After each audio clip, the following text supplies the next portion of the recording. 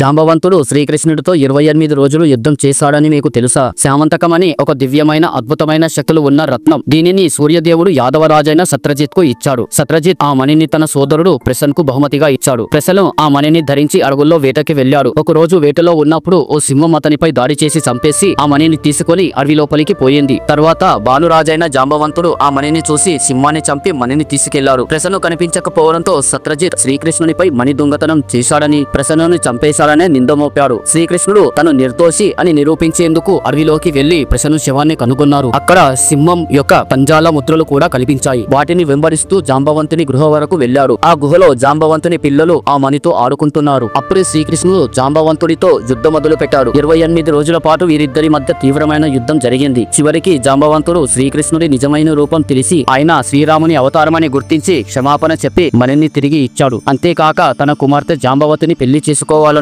శ్రీకృష్ణునికి సూచించాడు. శ్రీకృష్ణుడు జాంబవతిని వివాహం చేసుకొని మణిని తీసుకొని తిరిగి వచ్చారు. ఆయన సత్రజిత్ కు మణి అప్పగించినప్పుడు సత్రజిత్ తాను చేసిన అపవాదాలకు సిగ్గుపడి తన కుమార్తె సత్యభామను కూడా శ్రీకృష్ణునికి ఇచ్చి మణిని కూడా బహుమతిగా ఇచ్చాడు.